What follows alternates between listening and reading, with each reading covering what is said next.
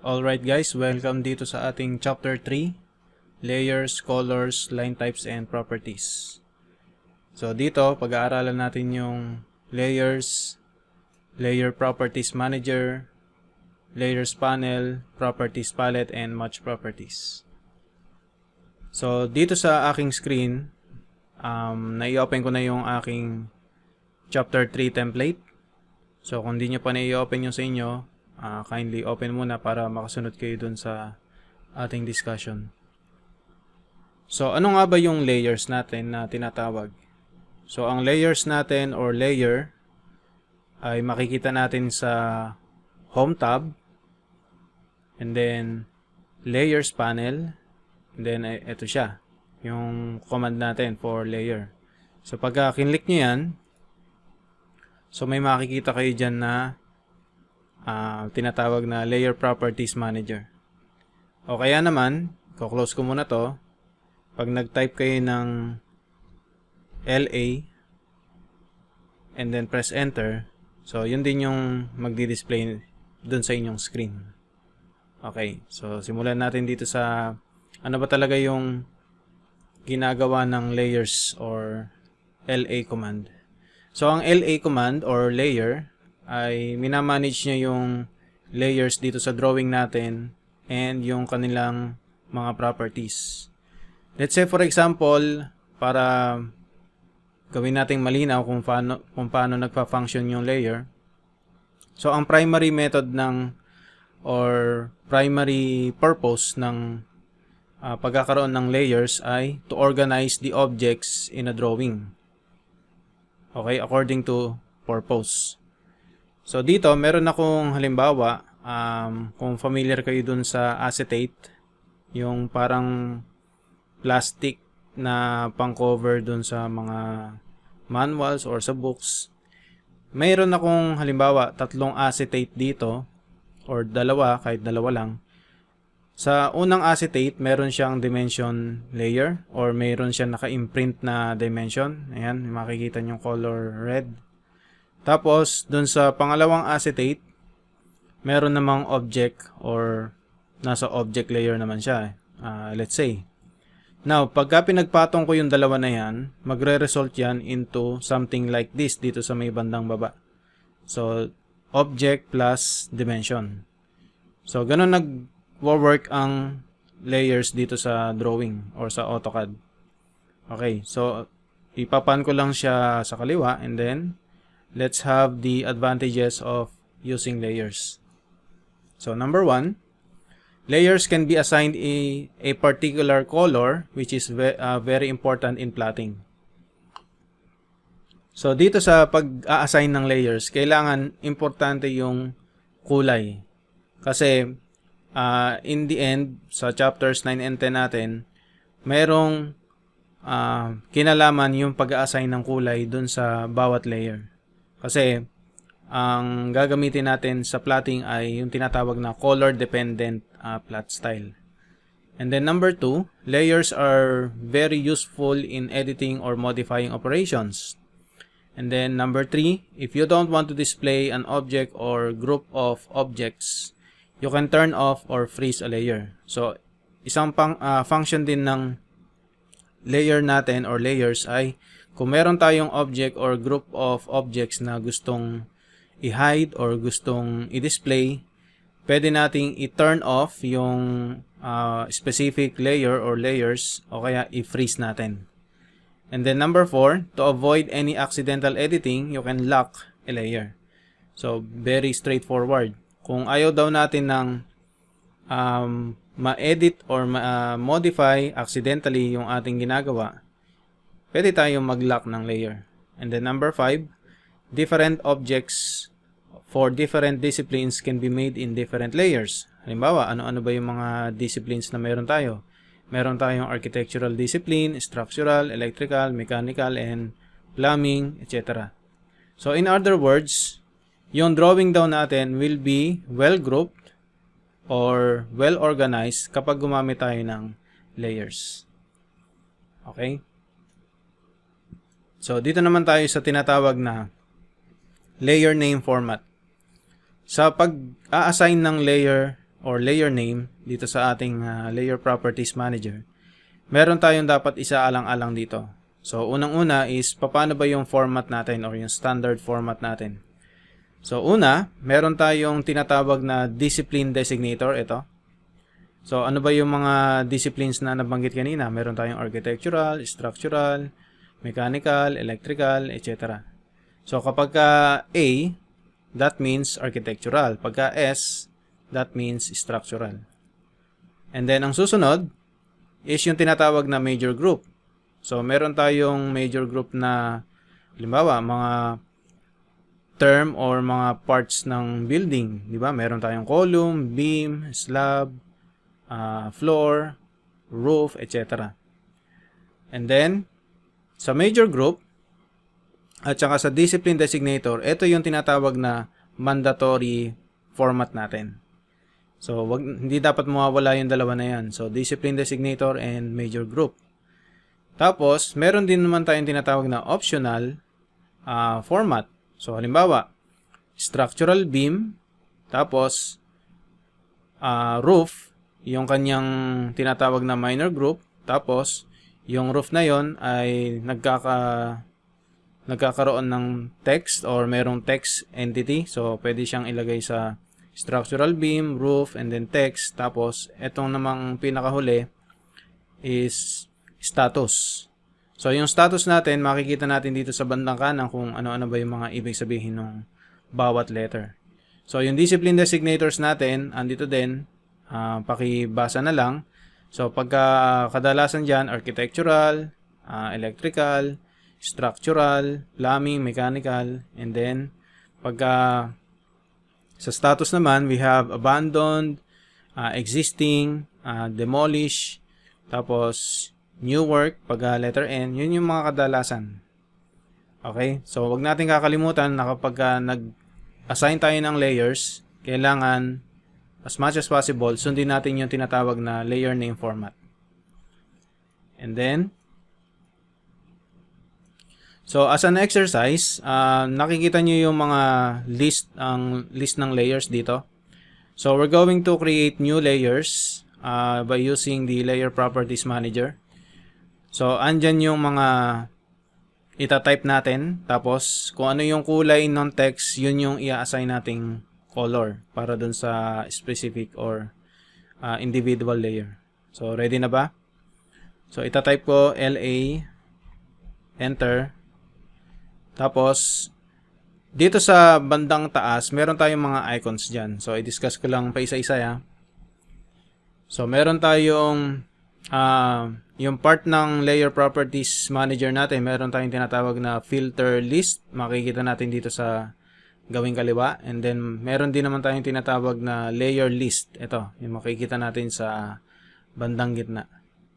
So, itong icons sa itaas, meron tayong 4 na icons dyan. We have the new layer.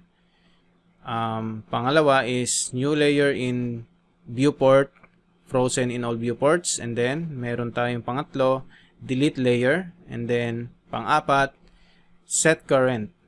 So, ayan yung mga icons na gagamitin natin inside the layer properties manager. So, unahin natin itong create new layer kasi gagawa tayo ng layers na makikita nyo dito sa aking screen. Okay? So, I'll click the new layer button. So, ayan. Pagka may layer 1 na kayo nakita, pwede na kayo mag-type. So, for example, A-3. Press enter twice. Enter, enter. Ayan. Mamaya na tayong mag-assign ng mga kulay. So, ang unahin muna natin yung pagta-type ng mga layer names. A-wall. Enter, enter. A-kitchen. Enter, enter. A-door. Enter, enter. A-fixture. Enter, enter. A-appliance. Enter, enter. A-stair. Enter, enter. A-window. Enter, enter. And then A-text. enter, enter, and then last, A-furniture.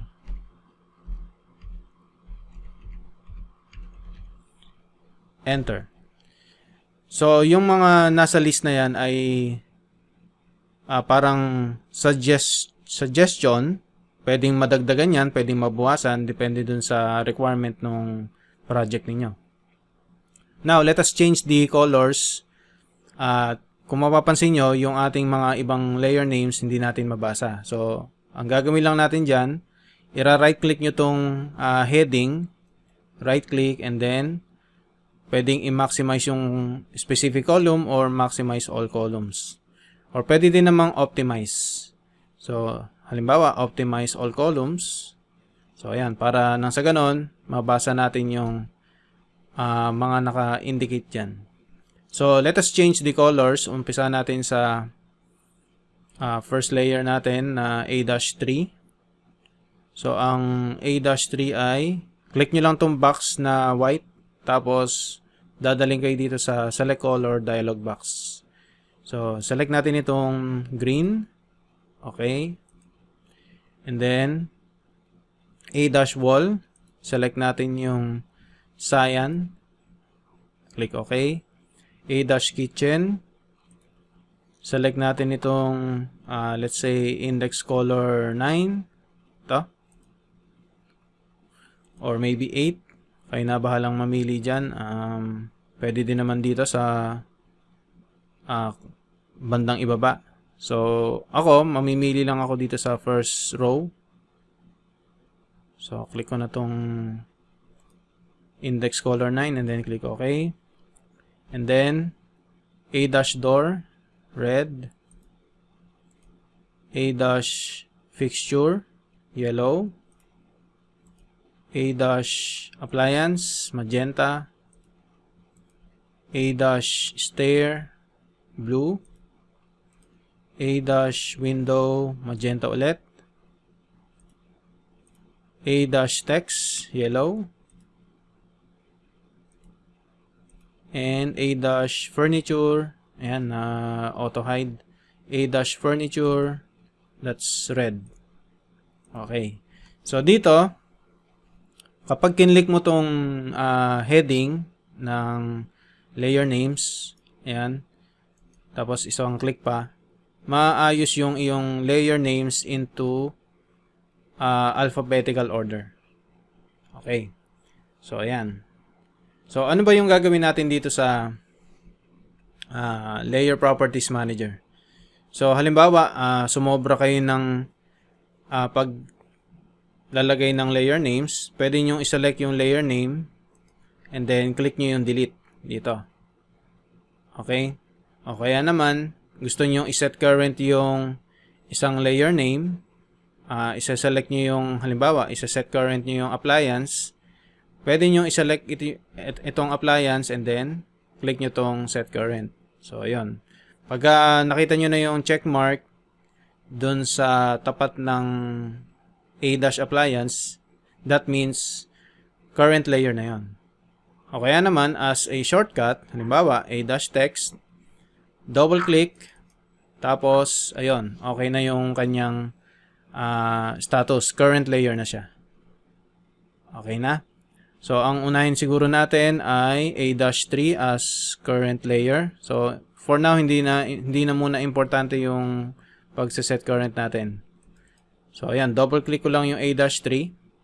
And then, I'll move my mouse dito sa drawing area. And then, I'll double click the middle mouse button para mag-display yung lahat ng objects dito sa aking drawing area. So, ito ang tinatawag na zoom extents. So, ang zoom extents, nagdi-display ng lahat ng drawing dun sa buong drawing area. Okay, so let us continue. Ang gagawin natin guys ngayon dito ay tingnan natin yung mga objects dito sa drawing area. So, currently, naka-set lang siya sa iisang layer, which is not appropriate. So, ang gagawin natin is isa-set natin yung mga layers niya according to the objects. So, unahin natin yung trees. Tama ba? Paano naman ang gagawin natin dito sa mga puno? So, ang gagawin natin is, isa-select natin itong isang puno. Yan, isang puno muna. And then, punta tayo dito sa Layers panel. So, kung mapapansin nyo, meron tayong parang drop down dito sa Layers panel. So, i-click ko yon, and then makikita nyo rin dyan yung mga iba't ibang layers na tinype natin kanina. So, dito, isa-select natin yung A-3. So, pagka-click nyo ng A-3, and then press escape, so, mapapansin nyo, ang puno na ngayon ay nandun na sa A-3 layer. Ito. So, pag sinelect nyo yan, and you can confirm, yun, A-3, and then press escape, pwede din naman kayong mag-select ng multiple objects kung lahat yan ay puno. So, iselect nyo, multiple objects, and then, click nyo to, and then choose A-3, and then press escape. So, ganun lang. As your exercise, lahat ng mga natitirang objects dito, ilalagay nyo sa kanya-kanyang layer. So, let's say for example, itong chair. So, sang layer dapat nakalagay itong chair or rocking chair. So, di ba? Kung titingnan natin dito sa layer list, yan ay dapat nasa A-furniture. Tama?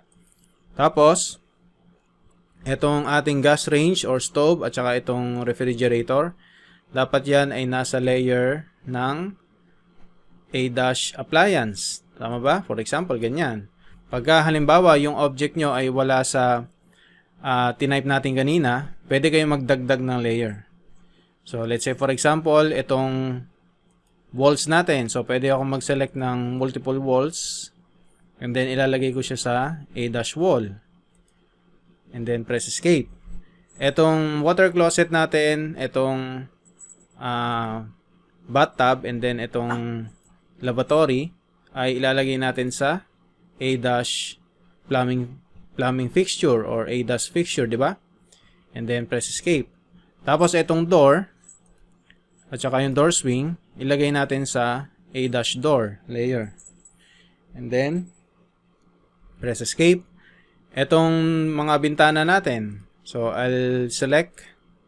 Yan. And then, A-window. So, press escape. Ngayon, ang gagawin natin ay titingnan natin kung may nagbago ba dun sa paglalagay natin sa kanya-kanyang layer ng mga objects na yan. Okay. So, titingnan natin kung halimbawa gagamitin natin yung mga capabilities ng layer. Ito, yung mga nakalagay dito. So, titingnan natin kung ano ba yung mga pagbabago na pwedeng mangyari dun sa mga objects kapag ginamitan natin ng tinatawag na layer state. So, dito makikita nyo sa table yung tinatawag na layer state. Pwedeng yung isang layer or multiple layers ay naka-on or off, naka-lock or unlock, naka-freeze or tow, at saka naka-set to no plot or plot. So, isa-isahin natin ha. Tapos, tatanungin natin or tatanungin ko kayo kung yun ba ay visible. So, tatanungin ko kayo ngayon kung yun ba ay visible, selectable, editable, or printable. Okay? So, unahin natin yung on and off na layer. So, halimbawa, lahat ito ay isa-select ko using crossing selection. Tama ba? Ayan. Isa-select ko lahat. And then, ang gagamitin lang natin dito guys ay move. Halimbawa, I'll type M for move. Ayan. And then, base point. Hindi importante kung saan yung base point. So, i-move natin. Let's say, 10,000 units. Or, ayan, tama. 10,000 units. So, yan lang yung gagawin natin ha. Move lang natin. So, I'll press escape. And then, let's say for example, mag-off lang tayo ng isang layer. Let's say for example, i-open ko yung aking layer properties manager. And then, i-off ko yung auto hide. Ayan. So, most likely, ganyan. Ayan. Okay. So, dito, pwede din naman dito guys. Ayan, sa layer drop down. So, dito sa Layer Properties Manager, let's say for example, yung A-3.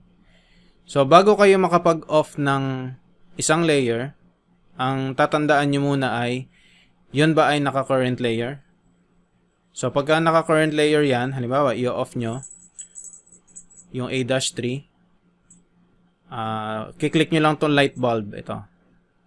So, pagka kinlik nyo yung light bulb, may magdi-display na warning dyan. So, the current layer will be turned off. What do you want to do? So, may two options kayo. So, kung ayaw nyo yung options na turn the current layer off, i-close nyo lang to, and then, kung gusto nyo naman, keep the current layer on, o de, i-select nyo to. So, ayan. So, hindi mag-turn off yung A-3. Ngayon, kung gusto nyong i-off yan, pwede kayong mag-set ng ibang current layer. Halimbawa, A-door, double click ko para yun yung current layer or yung layer 0. Meron tayong default kasi na layer 0 eh. Yung layer 0 natin, hindi nyo yun ma-delete at hindi nyo yun ma-modify yung pangalan niya. So, 0 lang yun. So, double click ko yun para yun yung current layer. Now, yung A-3, pagka in-off ko to, kinlik ko yung light bulb. So, ano yung nangyari dun sa mga puno? Visible pa rin ba? So, i-zoom in ko dito ha. Visible pa rin ba? So, hindi na visible yung mga puno. Tama ba? Ayan, nawala na. So, ang ilalagay natin dito is N para sa no. Ayan. And then, titingnan natin ngayon kung selectable ba yung mga puno. Gagamitan natin ng move command. So, M, enter. Ita-type ko na lang all para select lahat ng objects. All, enter, enter. So, base point. Hindi importante yung base point. And then, i-move natin papunta dito sa kaliwa. So, ipapan ko lang. Siguro, lagpas natin ng nasa 15,000 units. 15,000, enter.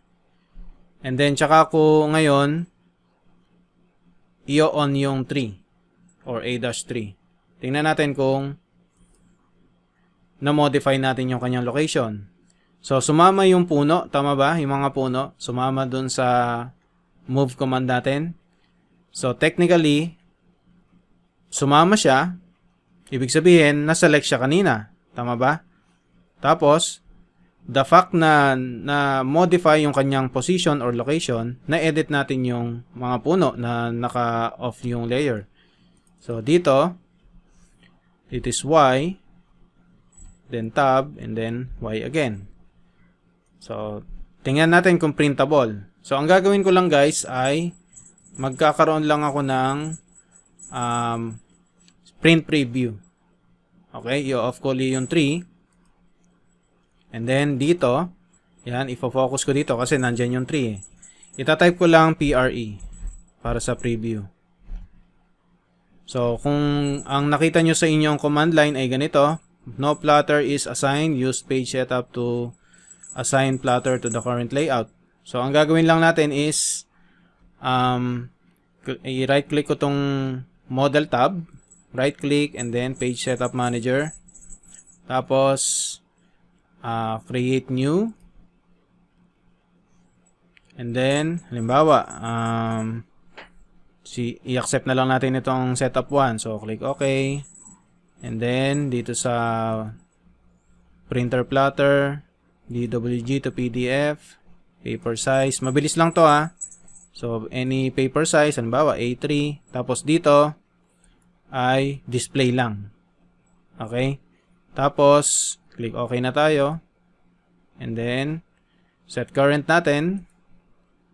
Click close. And then, type ulit natin yung PRE. Enter.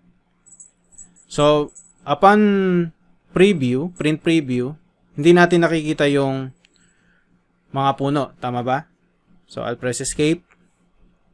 Kaya, pwede nating i-conclude na hindi siya printable kapag naka-off yung isang layer. So, this is no. Okay? So, okay na tayo dun sa layer state na on and off. Punta naman tayo dun sa lock and unlock. And bago tayo pumunta, i-on ko lang yung puno. Yan. Tapos, yung ilalock naman natin ngayon, para sa lock and unlock layer ay itong door. Ito, lock natin to. So, para i-lock or unlock ang isang layer, i-click nyo lang yung padlock icon niya. So, a-door, click natin itong padlock icon. Ayan. So, tatanungin ko kayo, pagka inilock nyo yung door layer or a-door, nakikita nyo pa rin ba or visible pa rin ba yung object, yung pinto natin? So, may pagbabagong naganap dun sa dito sa drawing natin, di ba? Ulitin ko. If I click the padlock icon and then click ko uli, so merong pagbabago dun sa kulay niya or sa tinatawag na opacity. Tama? Medyo nag-fade out yung kulay niya, di ba? Hindi na ganun katingkad. Pero visible pa rin, tama ba? So if I click this visible column, pwede kong i-type technically, yes, visible pa rin siya. Tama ba? Tapos, tingnan natin kung selectable pa rin ba. So select natin ito. Ayun, select natin. Ayan. Selectable pa rin. So that is also why for sa pagiging selectable. And then, editable ba siya? Tingnan natin. I-move natin yung lahat ng object natin. M for move. And then, type ko uli yung all. Enter, enter. Tapos, kanina nag-move tayo to the left ng 15,000 units. Ngayon, babalik naman tayo. Move tayo to the right ng 15,000 units. Enter. Yun. Pero, ano yung nangyari? Naiwan yung pinto. Tama ba? Ito, naiwan, no? So, technically, hindi siya editable. Pero, pwede siyang iselect. Tama ba? Selectable siya, pero hindi siya pwedeng i-edit or i-modify. So, dito ay no. And then, tapos, ipo-focus ko, zoom out, pan, zoom in. Magpi-preview ngayon ako. PRE. Enter. O yun, nakalock yung door, visible siya, selectable, not editable pero printable. So I click close or press escape. Tama. So kung gusto nating ibalik yan dun sa original location niya, i-unlock muna natin. So unlock, ito, unlock, tapos select nyo, move. Alam naman natin kung ilang units, di ba? 15,000. 15000. Enter. And then, conclusion, printable ba siya? Yes. And then, sa freeze or tow, tama. Ang i-freeze natin, itong ref, tama ba? Tsaka itong, yung appliance na lang. Tama. Lahat ng appliance or lahat ng appliances under appliance layer. So, ang gagawin natin para i-freeze or tow, tingnan natin ha. Dito tayo sa A-appliance, ayan. Yung freeze or tow, yung nakikita nyong sun icon or yung parang maliit na araw dyan sa, tawag dito, sa Layer Properties Manager. Okay? So, kung halimbawa, gusto nyo mabasa yung mga headings, pwede nyo i-maximize column, ayan, maximize, so freeze. I-click natin tong sun icon. Tingnan natin kung ano yung mangyayari dun sa ating appliances. Ito. So, hindi siya visible. So, this is no. They are not visible. Are they selectable? So, tingnan natin. I-move natin uli. Pakaliwa naman ngayon. M for move. Type all. Enter. Enter. Base point, 15,000 to the left, enter. And then, check natin, i-tow natin. Pagka naka-freeze yan guys, ang icon niya is yung, tawag dito, snowflakes. Kapag tow naman, sun icon. So, gawin nating sun icon, i-tow natin. O, yun. Naiwan. Tama ba? naiwan yung ating appliances. So, selectable ba siya? Selectable. So, the fact na naiwan, tama ba? Tapos, hindi natin nakikita. So, hindi selectable. So, this is no. And then, hindi din siya editable. Tama ba? No. And then, tingnan natin kung printable ba siya. So, ifo-focus ko dito. Zoom in, pan, and zoom out. Ito-tow ko ulit yung A-dash appliance. Ayan, tow. Tapos, magpiprint preview ako.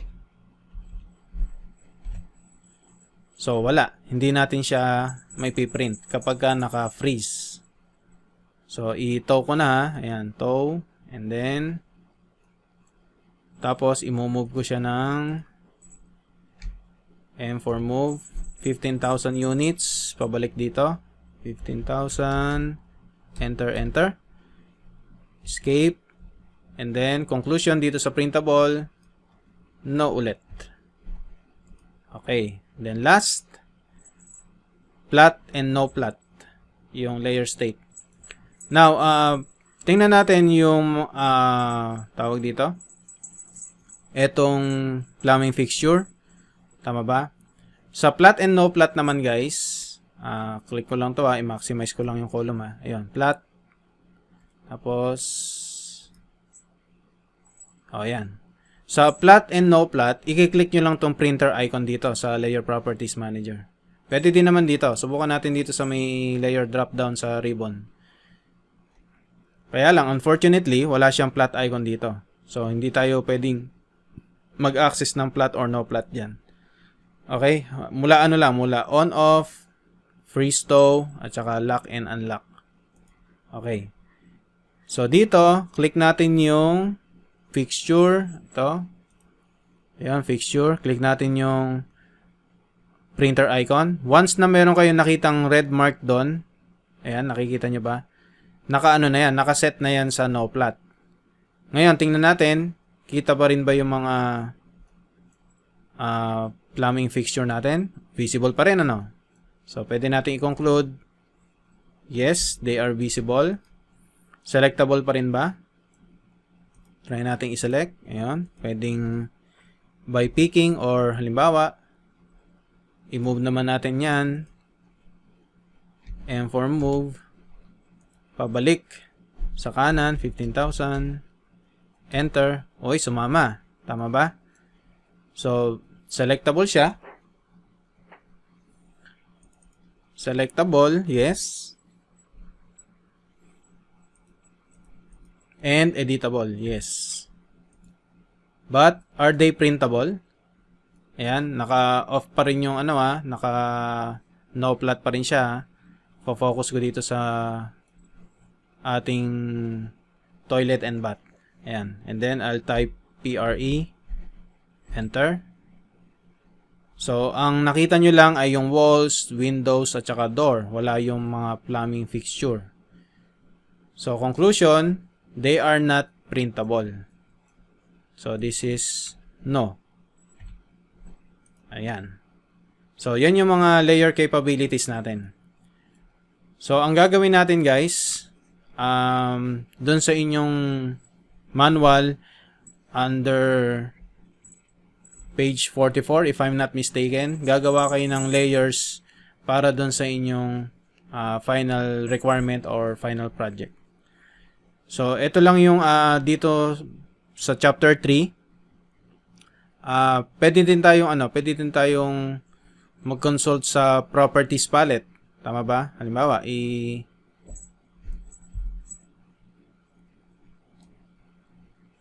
i-auto-hide ko na tong layer properties ko. Ayan, auto-hide. Tapos, discuss na rin natin yung properties palette.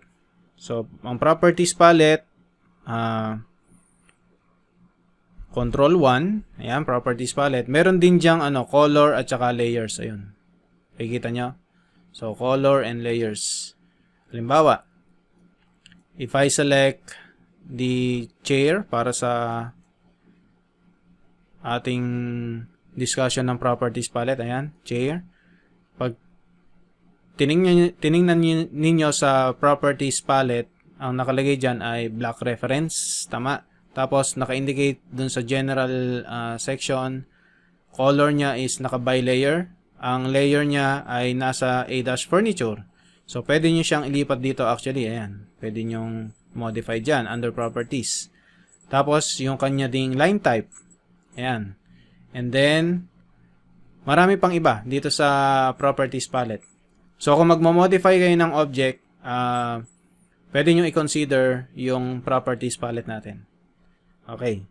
So, what if, sir, halimbawa, merong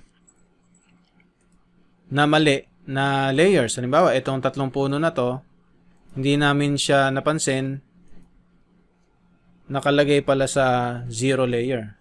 So, another way to assign layer dito sa 3 puno na to is through match properties.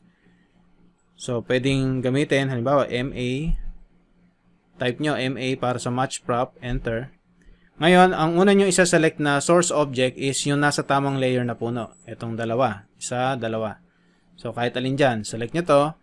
Tapos, pag may nakita kayong paintbrush icon dun sa pick box nyo, pwede nyo nang iselect yung 3 puno na nasa maling layer. So, select nyo to, ito, tsaka yun. Pwede din namang crossing selection, parang ganun. Tama?